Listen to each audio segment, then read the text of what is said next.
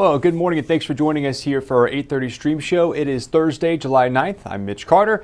Big top story weather-wise right now as we are finding ourselves on alert today through Saturday. We'll have more from that after I'm finished up here with headlines from 14 First Alert meteorologist Byron Douglas. But starting off here this morning, some new information on that deadly shooting investigation in Evansville. The Vanderburgh County coroner identified the man who died as 48-year-old Anthony Burris Sr. That shooting happened around 4 o'clock on Tuesday afternoon on Edgar Street, just a couple of blocks east of First Avenue. Police say there was a fight between two men and Burris pepper sprayed another man. EPD says that man then shot Burris in the stomach, and a 911 call shows the suspected shooter may have actually still been on scene when officers arrived. Take a listen. Okay, we have help on the way, okay? Do you have any idea where he went? I think he's standing right here. Okay, but you guys have no idea who he is? At this point this morning, the identity of the shooter has still not been released. We have, though, reached out to Evansville police who say they are unavailable to comment at this time. And now to another 14 News update, this time on the deadly crash in Henderson that we first told you about yesterday on 14 News Sunrise. Happened after 11 o'clock Tuesday night on South Green Street. State police say 66-year-old Lamont Henderson was crossing Green Street to Clay when he was hit by a pickup truck. Troopers say the 17-year-old driver of that truck was not hurt, but authorities do say the cause of the crash is currently under investigation. And meanwhile, it's been 3 years now since Tell City Police Sergeant Heather Glenn was shot and killed in the line of duty. Now those who live in the city where she served have a permanent place to honor her. Those who knew her say her memory shows up in everything, and now her legacy will have a forever spot in Tell City. 14 News reporter Emma Beck was at a special dedication ceremony where the rain didn't stop dozens of folks from coming out to honor Sergeant Heather Glenn. Take a listen. Is down, and there's an officer that has been injured. 3 years ago, Heather made the ultimate sacrifice in the line of duty. While that loss forever changed her family, our department, and our community, it did not define her legacy. We miss her every day, and I know her memory will go on forever. Sergeant Heather Glenn's legacy is one of kindness and bravery, and now those who loved her have a permanent place to reflect on it. For Heather's family, it's important that her legacy be remembered and, long beyond our years. So this is one way that we can make that happen. A portion of State Road 237 outside Perry County Memorial Hospital will be named after her. That's where she died in an exchange of gunfire responding to a call in July 2023. Requesting Signal Perry County Memorial Hospital in reference to shots fired. Also, a monument placed outside City Hall, facing the police department, will honor her legacy. It's very, very respectful of the police department along with the mayor and everybody to graciously allow this to happen in our city. This is something that's permanent, that is just going to be a constant reminder of the friend she was and the colleague that she was. Those who knew Sergeant Glenn say they've always kept her memory alive, but a permanent reminder of her will share her story with generations still to come. Those who serve beside her, may it always be a place of remembrance and reflection. For future generations, may it tell the story of a police officer who answered the call with honor, served with humility, and gave everything in service to others. Sergeant Glenn's also remembered as a big animal lover, which is why a special feature on her monument is a water bowl for pets within the community. And meanwhile here, it is time to start thinking about going back to school and, of course, back to school supply shopping. So looking ahead to this weekend, the Salvation Army hoping you'll help them stuff the bus. So if you're at any Walmart in Evansville and Warwick County, you could pick up something extra to donate, like a backpack, notebooks, pencils, other school essentials. And there will be a bus outside those locations from 10 to 6 on Saturday and Sunday where you can quite literally stuff the bus with supplies for local kids in need. And before we go here, kind of a fun one to end on. Last night in Evansville, a famous musician in Hoosier, you might know him, John Mellencamp, held an exclusive open rehearsal at the Ford Center. To get in, all you had to do was give a donation to the Evansville Rescue Mission. A 14 News reporter Barbara Bellinger was there as Mellencamp took the stage. Take a listen.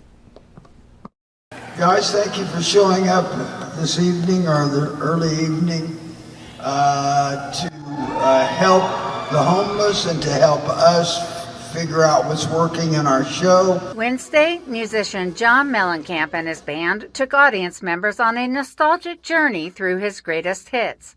Well, I was born in a small town and lived in a small town. Rather than buying tickets for the exclusive event, People arrived at the door with boxes of diapers, bottles of water, cans of food, and more.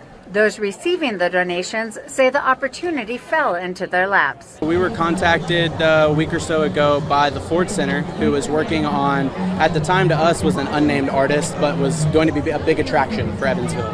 And that this tour that was about to start was doing a dress rehearsal, and that they were looking for specifically a homeless organization to partner with. That's when the mission learned they were selected to receive donations of some of their greatest needs. We're serving thousands of water bottles out of our centers to make sure that people are staying hydrated. Longtime Mellencamp fans say the artist is known for supporting those less fortunate. In fact, one of his songs talks about the homeless in Seattle.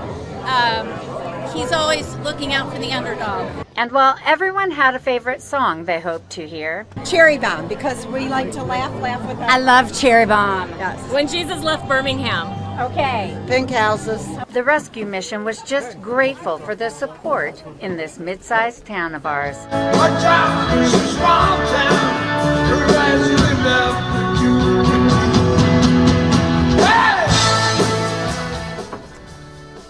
Well, the rescue mission says the need in the community continues to grow, so this donation drive came at the perfect time. Meanwhile, Mellencamp and his band will kick off the Dancing Words Tour on Friday up in Grand Rapids, Michigan. Right now, it is 8:36 here on your Thursday. Once again, July 9th. We are on alert right now through Saturday, so stick around here. I'm going to get off here and let 14 First Alert meteorologist Byron Douglas come in to give you the full look at your forecast for your Thursday and looking ahead now to your weekend. But for those joining us this morning, Suzanne, Laura, James, we appreciate you. Have a great day, and we'll see you back here bright and early tomorrow. Take care. Local news and weather throughout the day by watching the 14 First Alert streaming shows. At 8:30 a.m., get your First Alert forecast to plan the day ahead and catch up on the news that happened overnight with the 14 News Sunrise team. In the afternoon, get the latest headlines, forecasts, and a preview of the stories we're working on with the 14 First Alert streaming show at 2:30. And get an in-depth look at the 14 First Alert forecast so you're ready for the next big thing with the 14 First Alert weather show at 9 p.m. Watch the 14 First Alert streaming show that fits your schedule and works best for you. Streaming on your phone by downloading the 14 News app and the 14 First Alert weather app. On your smart TV by using the 14 News streaming app. And stream anytime on Facebook, YouTube, or on 14news.com.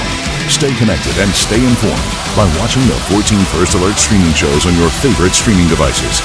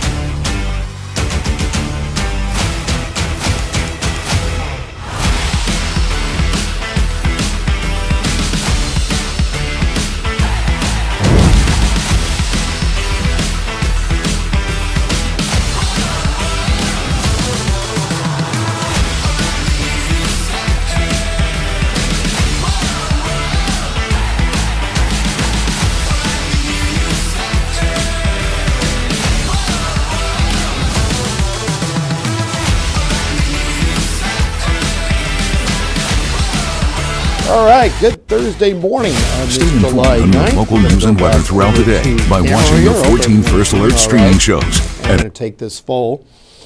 And they're doing some work behind the scenes here, so you'll have to bear with me. But there's a look at the alert day. Generally begins this afternoon, and it's going to run through Saturday. All threat markers are available. Heavy rain, flooding. We have a damaging wind, and we have a spin-up tornado threat. We'll catch more on that in a moment. Hope everyone's doing great. They're doing some work behind the scenes, so I can't bring my graphics up, so you probably won't see a lot of me, but I want you to see everything that we're illustrating here. We're also going to hear from the Storm Prediction Center here pretty quickly. So I'm going to go back to the alert day, and then I'll have more time to shout you guys out as well. So thanks for tuning in here. We're going to check in. We do have that flood watch, which generally officially starts at 1 p.m., and then it's going to run through Saturday and covers all of our counties. Karen, Debbie, James, Brenda, Nikki, good morning to you. And there's a look at the Storm Prediction Center. Scattered severe thunderstorm. We're in the bullseye. Not expecting a big outbreak, but we are at risk for severe weather. In fact, over the next few days, this is our highest threat. And we could even see a severe thunderstorm watch as we go into the afternoon. All threat markers are there, including the damaging wind, hail, and tornado threat during that time frame. And we have a level 2 flooding threat. I think we're fine this morning. If you're heading out at lunch hour, Gibson County Fair, this generally sets up very late this afternoon and tonight. But these storms will be slow movers, and again, we're right in the bullseye as we go into Friday as well, especially in the pre-dawn hours. And then if we catch another round on Friday night and then into Saturday, let's show you Saturday. I mean, that's 3 days in a row, a level 2 threat. This happened just a few weeks ago. We could see 2 up to 3 inches of rain. I'll have more on that as well. All right, nothing on Doppler radar. We're watching for these outflow boundaries that are firing up over Missouri. That's where the severe thunderstorm warnings have been so far, out in Missouri. So we'll monitor that. Here is a wider view. And the heat index forecast. Remember, if you head to the Gibson County Fair, 95 to 100, obviously down from what we had here around the July 4th time period.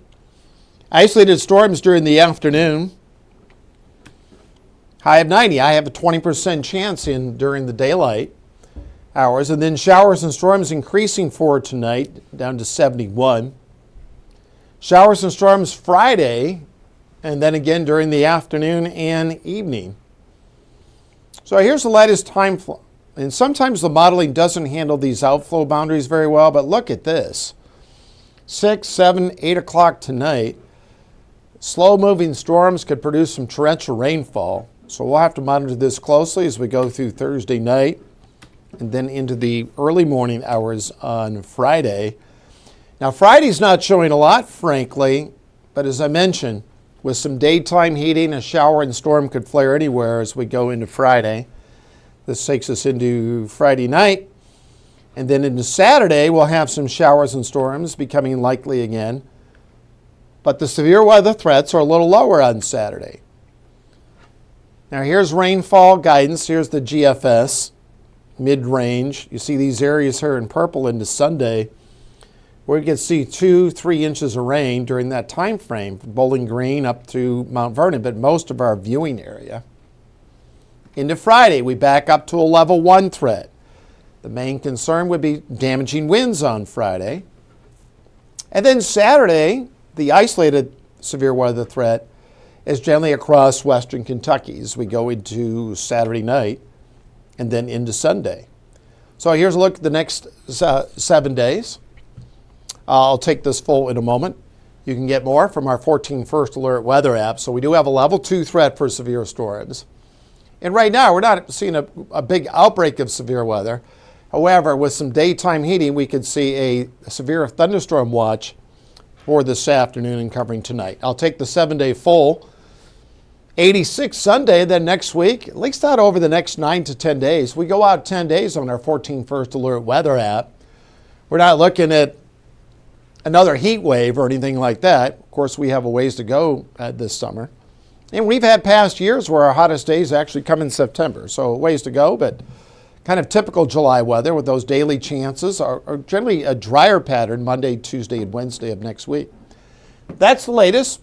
Once we hear from the Storm Prediction Center, anything new, we'll push that out on our 14 First Alert weather app. And 14 First Alert, Arden Gregory is going to have more at 11 than at noon. Enjoy the rest of your day.